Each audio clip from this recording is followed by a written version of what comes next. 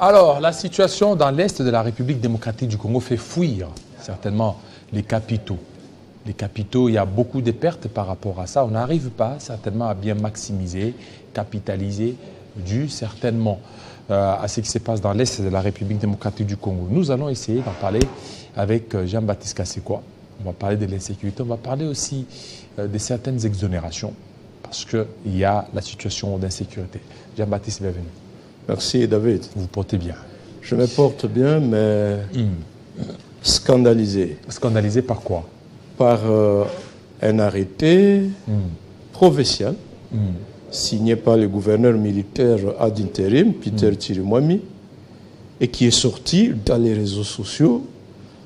La coordination provinciale de la société civile a adressé une lettre au gouverneur pour lui demander de retirer simplement cet arrêté.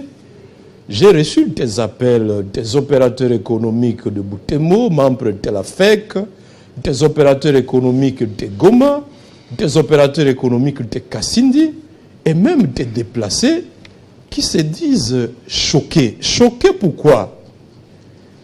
L'arrêté provincial numéro 01/82 du 7 mars 2024 accorda des exonérations fiscales à l'honorable Bahati Lukwebo Modeste.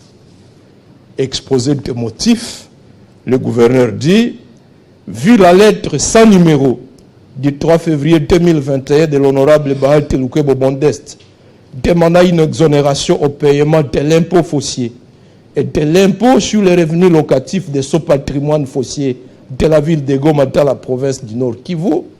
Article 1er, il est accordé à l'honorable Bahati Lukwebo Modeste une exonération fiscale au paiement de l'impôt foncier et de l'impôt sur les revenus locatifs de ce patrimoine immobilier de la ville de Goma, composé de 13 concessions foncières suivantes. Et les décrets, article 2, les exonérations reprises à l'article 1er sont accordées pour une durée de 2 ans, renouvelable sur demande du requérant.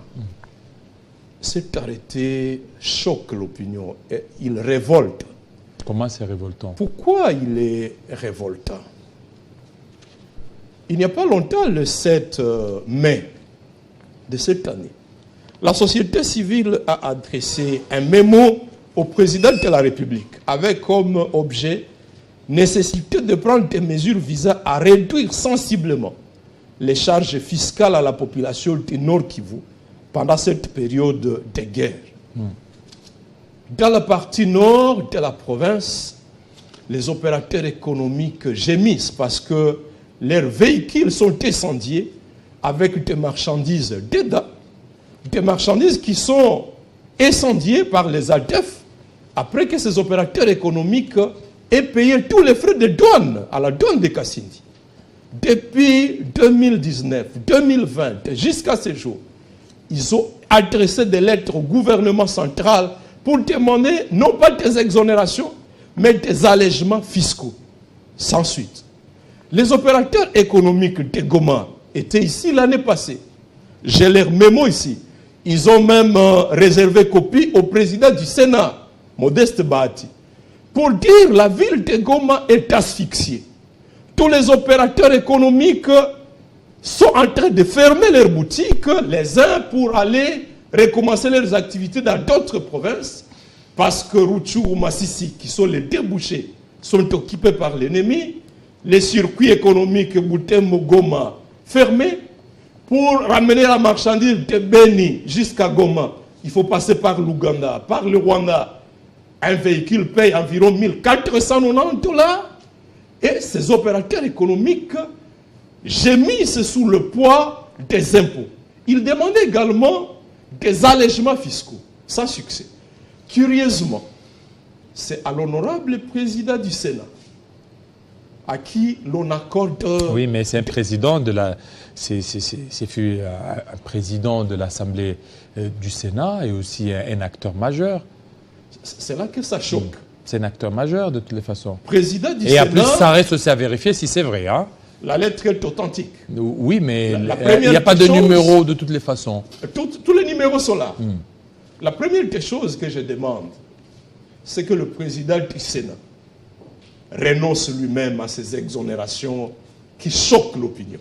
Parce que les sénateurs représentent les provinces. Et lui, comme président du Sénat, il représente l'institution chargée de veiller à ce que les provinces réalisent correctement leurs programmes au profit des populations.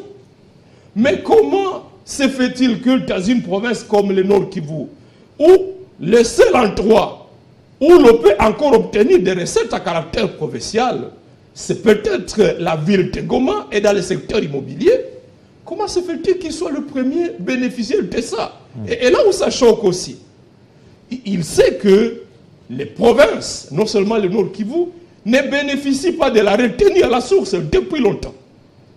Le Nord Kivu, par exemple, avant l'état de siège, sur 16 mois, n'a reçu que 450 000 $, alors qu'elle contribue mensuellement au trésor public en moyenne avec 13 millions de $, le mois. Le président du Sénat sait que les députés provinciaux sont venus faire des sit-ins ici et sont venus le voir pour lui parler de la précarité des conditions de vie. On attendait de lui qu'il invite le Premier ministre.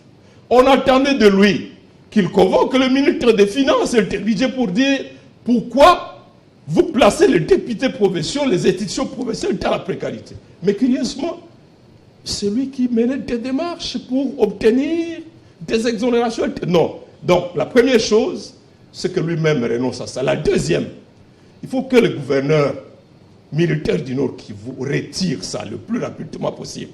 Parce qu'il est inacceptable qu'il accorde aux politiciens, aux dirigeants, des exonérations.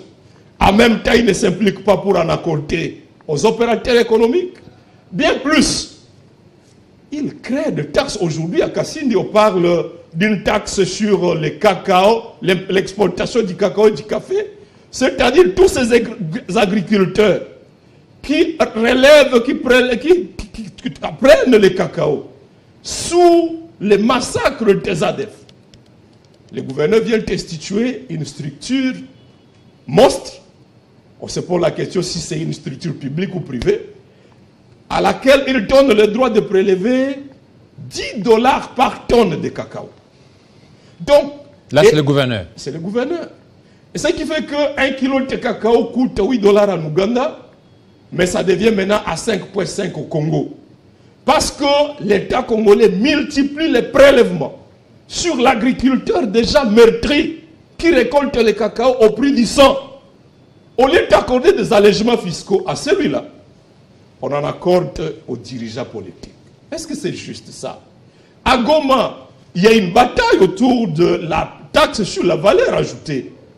Les petites entreprises de petite taille auxquelles on assujettit cette taxe-là, contrairement à la loi, et qui doivent retenir cette taxe-là sur les déplacés qui viennent acheter du sucre, de la farine, de froment. Pourquoi ne pas rétablir la justice fiscale au profit de toutes les populations? Donc non seulement le gouverneur doit retirer cet arrêté, mais il doit corriger ces injustices. Mais bien plus, il faut que la Cour des comptes fasse une descente, une enquête au Nord Kivu. Parce qu'en plus de ces exonérations, et ce cas n'est pas isolé, il y a plusieurs autres cas d'exonération.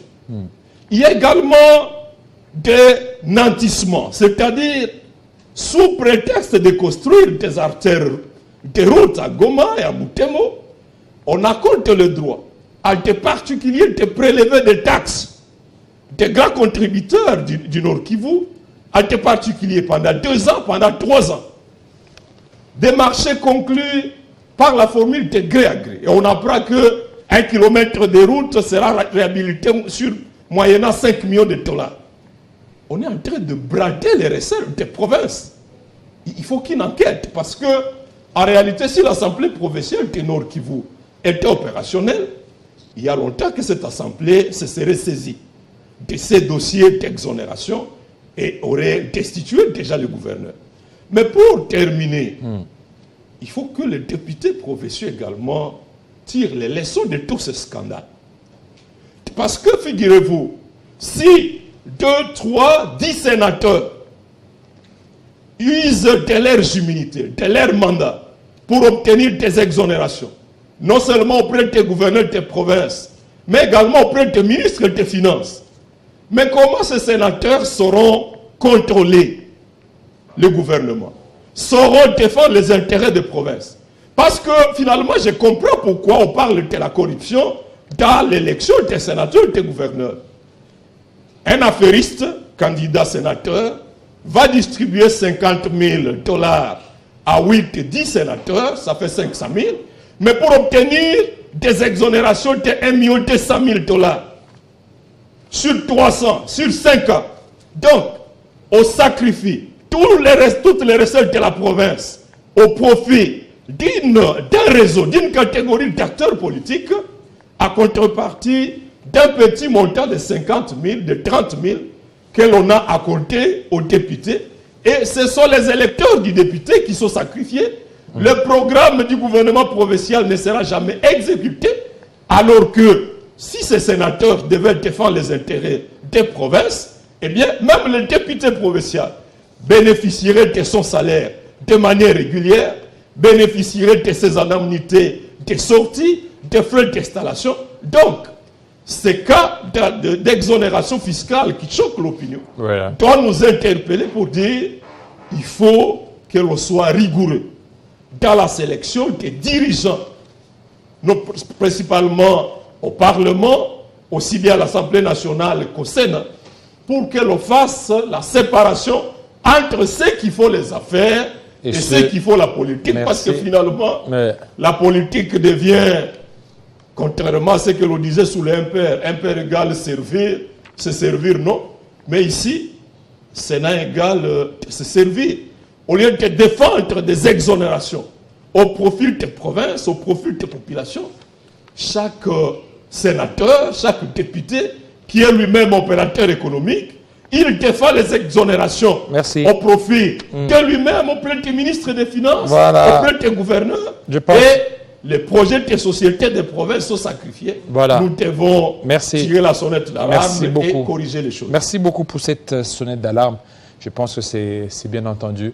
Et merci aussi à la société civile d'avoir aussi alerté sur ça. Voilà, tout de suite, Jonathan Bonguia.